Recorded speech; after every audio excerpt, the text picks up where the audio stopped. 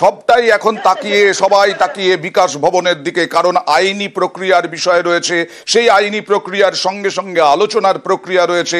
এই আলোচনা আইনি প্রক্রিয়ায় কি হতে যাবে। বিকাশ ভবনে এই এসএসসি অফিসের সামনে বসে রয়েছেন, কিন্তু বিকাশ ভবনে বৈঠকের তোড়জোড় চলছে।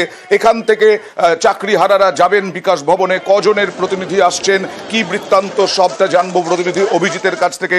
অভিজিৎ, একটু দেরি হবে কারণ চাকরিহারারা আসতে একটু দেরি হচ্ছে, তারা অবস্থান বিক্ষোভ করছেন। কি জানা যাচ্ছে এখনো পর্যন্ত?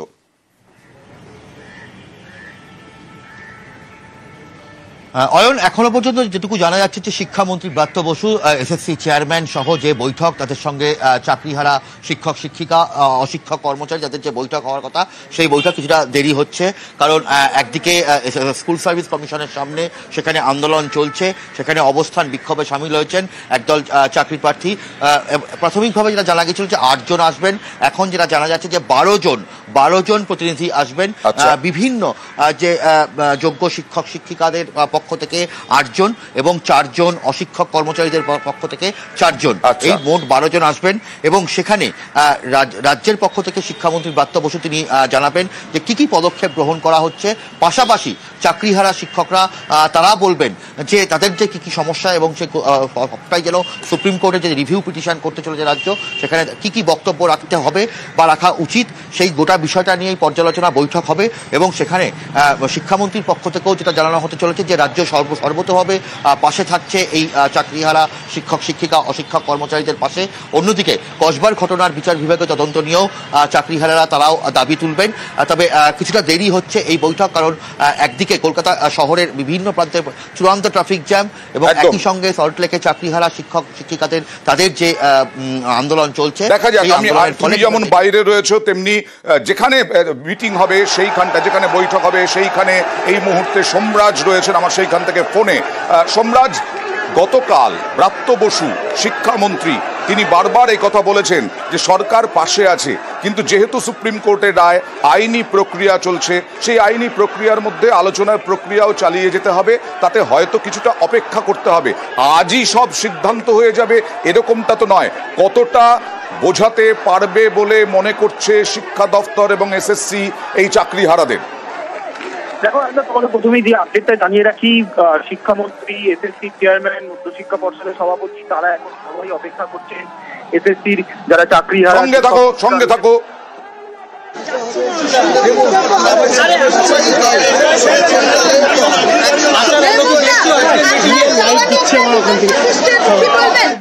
কিভাবে মানে সেটাকে ডিফেন্ড করে আবার এই পদে বহাল রাখানো যায় সেটা, আর স্বপদে বেতন সমেত বহাল রাখা, যতদিন না পর্যন্ত এই লিগালি আমাদের রাইটটাকে প্রিজার্ভ করা হয়।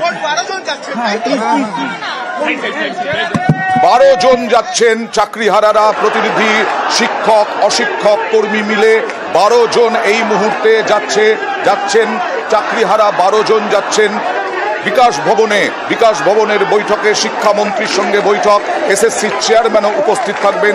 সোমরাজ রয়েছেন আমার সঙ্গে। সোমরাজ, যেটা বলছিলেন। হ্যাঁ, দেখো, ইতিমধ্যেই শিক্ষামন্ত্রী ব্রাত্য বসু, এসএসসি চেয়ারম্যান সিদ্ধার্থ মজুমদার, মধ্যশিক্ষা পর্ষদের সভাপতি রামানুজ গঙ্গোপাধ্যায় সহ স্কুল শিক্ষা দপ্তরের সচিব বিনোদ কুমার আধিকারিকরা ইতিমধ্যে এসে উপস্থিত হয়েছেন। তারা এই মুহূর্তে যে বৈঠকের যে জায়গা অর্থাৎ কনফারেন্স রুম, সেখানে তারা ইতিমধ্যে এসে পৌঁছেছেন। তারা অপেক্ষা করছেন এসএসসির যারা রওনা দিয়ে দিয়েছেন, চাকরিহারারা রওনা দিয়ে দিয়েছেন প্রায় বলা যায়। সোমরাজ, যেটা বলছিলাম যে কতটা আশাবাদী রাজ্য শিক্ষা দপ্তর? দেখো, আজকের বৈঠক থেকে যে সমাধান বেরোবে তেমনটা নয়। আজকের বৈঠক মূলত ডাকা হয়েছে আগামী সপ্তাহে school service commission review petition করতে চলেছে সুপ্রিম কোর্টে এই দায়ের পরিপ্রেক্ষিতে। সেই রিভিউ পিটিশনের জন্য এই চাকরিহারা শিক্ষক শিক্ষিকাদের তরফে কি কি মতামত আছে, তাদের তরফে কি দাবি রয়েছে, তারা কোন কোন অংশ যুক্ত করতে চান এই রিভিউ পিটিশনের ক্ষেত্রে, তাদের কি বক্তব্য রয়েছে, গোটা বিষয়টি লিখিত আকারে নথিবদ্ধ করা হবে। এবারে এই চাকরিহারা শিক্ষক শিক্ষিকাদের তরফে 2টি দাবি মূলত রয়েছে। এক, ওএমআর শিটের মিরর ইমেজ প্রকাশ করতে হবে। 2, যোগ্য অযোগ্য পৃথকীকরণ করতে হবে। আজকে তারা সেই দাবি ফের জানাবেন শিক্ষামন্ত্রীর কাছে, এবং সেক্ষেত্রে তাদের এই দুই দাবির ভিত্তিতে এখনো পর্যন্ত রাজ্য কি কি পদক্ষেপ করেছে, আগামী দিনে কি পরিকল্পনা নেবে, সেই বিষয়টি তারা স্পষ্ট করবেন। তুমি জানো যে মুখ্যমন্ত্রী মমতা বন্দ্যোপাধ্যায় নেতাজি ইন্ডোর স্টেডিয়ামের যে বৈঠক, সেই বৈঠকে তারা 8 দফা দাবি পেশ করেছিলেন। এই 8 দফা দাবির মধ্যে বেশিরভাগ দাবির প্রতি ইতিবাচক ইঙ্গিত মুখ্যমন্ত্রী মমতা বন্দ্যোপাধ্যায় দিয়েছিলেন, কিন্তু তারপরেও তারা একটা আলোচনা চেয়েছিলেন মূলত রিভিউ পিটিশনের জন্য। অর্থাৎ এই রিভিউ পিটিশনে তাদের তরফে কিছু বক্তব্য, তাদের তরফে কিছু দাবি তারা রাখতে চান, এবং সেই দাবি যাতে রাজ্য সরকার নথিবদ্ধ করে এসএসসির মাধ্যমে রিভিউ পিটিশনে উল্লেখ করেন, সেই দাবি তারা আজ জানাতে আসছেন। এবং অবশ্যই সেখানে এই যোগ্য অযোগ্য পৃথকীকরণ বা এই ওয়েমারের মিরর ইমেজ প্রকাশ করা, এই দাবিগুলো থাকবেই। কিন্তু এখনো পর্যন্ত রাজ্যের তরফে কি কি পদক্ষেপ নেওয়া হয়েছে, আগামী দিনেও কি কি পদক্ষেপ নেওয়া হবে, এবং তার সঙ্গে তাদের দাবির প্রতি সহমর্মিতা জানিয়ে আর কি কি পদক্ষেপ করতে পারে। নিশ্চয়ই আমরা এই বৈঠকের দিকে তাকিয়ে থাকবো, যেমন ভাবে হাজার হাজার চাকরিহারা তারাও তাকিয়ে রয়েছেন এই বৈঠকের দিকে। কিন্তু আজকেই যে সমাধান হয়ে যাবে এরকমটা নয়। আর গতকালই শিক্ষামন্ত্রী ব্রাত্য বসু এই যোগ্য অযোগ্যের পৃথকীকরণ নিয়ে, যোগ্য অযোগ্যের তালিকা তাদের হাতে আছে, এসএসসির হাতে আছে, সুপ্রিম কোর্টের হাতে আছে, সিবিআই এর হাতে আছে, এই দাবি করেছিলেন নিউজ 18 বাংলার স্টুডিওয়ে। এক্সক্লুসিভ সেই সাক্ষাৎকারের অংশ দেখুন।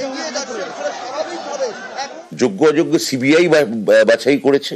মহামান্য সুপ্রিম কোর্ট বলেছেন যে সিবিআই এর সঙ্গে এসএসসির দেওয়া যোগ্য অযোগ্যের তালিকা সম্পূর্ণভাবে মিলে যাচ্ছে।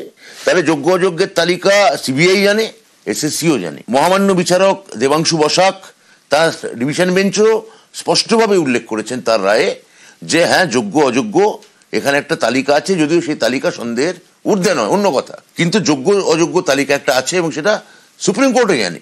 যোগ্য অযোগ্য বাছাই করা সম্ভব মানে কি? যোগ্য অযোগ্য তালিকা আছে।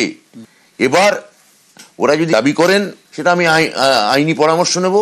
আইনি পরামর্শদাতারা যদি বলেন যে এটা ওয়েবসাইটে দিয়ে দেওয়া যায়, দিয়ে দেবো। কয়েক মাসের অপেক্ষা এটাও বলা হয়েছে। সুতরাং আজকে এই মুহূর্তে রওনা দিলেন চাকরিহারারা বিকাশ ভবনের উদ্দেশ্যে। তার আগে ব্রাত্য বসু শিক্ষামন্ত্রী আরো একটা বার্তা দিলেন যে বিভ্রান্তি এড়িয়ে চাকরিহারারা কাজে ফিরুন। নিউজ 18 বাংলার স্টুডিওয়ে এক্সক্লুসিভ সাক্ষাৎকারে এই বার্তাও দিলেন।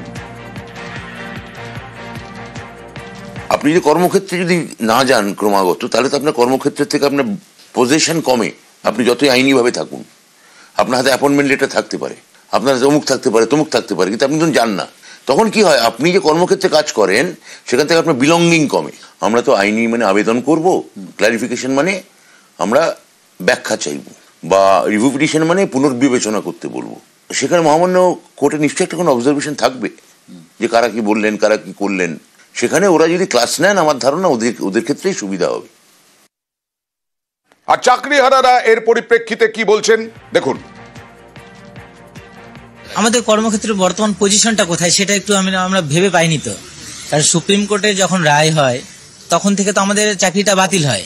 এখন আমরা গেলে সেটাও তো অন্যায়ভাবে যে তাহলে আদালত অবমাননা করা হয়। আবার না গেলে যদি আমাদের সরকার বা শিক্ষামন্ত্রী বলেন যে না গেলে আমাদের কোনো কিছু ব্রেকআপ হয়, ব্রেকআপ হওয়ার মতোই বা এখন বর্তমানে কি আছে সেটা তো আমার জানা নেই। এখন এই সমস্ত কিছু সমস্যা মেটে কিনা বৈঠক থেকেই বোঝা যাবে। বৈঠকে যাচ্ছেন চাকরিহারারা, 12 জনের প্রতিনিধি দল। অপেক্ষা করছেন শিক্ষামন্ত্রী, অপেক্ষা করছেন মধ্যশিক্ষা পর্ষদের সভাপতি, এসএসসি চেয়ারম্যান। আর চাকরিহারাদের সঙ্গে বৈঠকের আগে আমাদের স্টুডিওয়ে আলোচনাতেই সমস্যার সমাধান, এই বার্তাও দিলেন শিক্ষামন্ত্রী ব্রাত্য বসু, এবং কোন রকম উস্কানিতে পা না দেওয়ার কথাও বললেন। আলোচনাতেই সমস্যার সমাধানের দাবিও করলেন। আমি তো আবার বলবো যে আপনাদের কাজ হচ্ছে এখন মুখ্যমন্ত্রী আমাদের সঙ্গে বৈঠক করা, যতক্ষণ না ক্লারিফিকেশন এবং রিভিউ পিটিশন হচ্ছে ততক্ষণ ধৈর্য ধরা। আমি তো অনন্তকাল ধৈর্য ধরতে বলছি না। তা আপনারা বৈঠকটা করুন, আপনাদের যে দাওয়াই আছে সেগুলো দিন, সেগুলো সরকার কিভাবে এগোচ্ছে সেটা পর্যবেক্ষণ করুন, তারপর আপনারা আন্দোলনের রাস্তায় যান।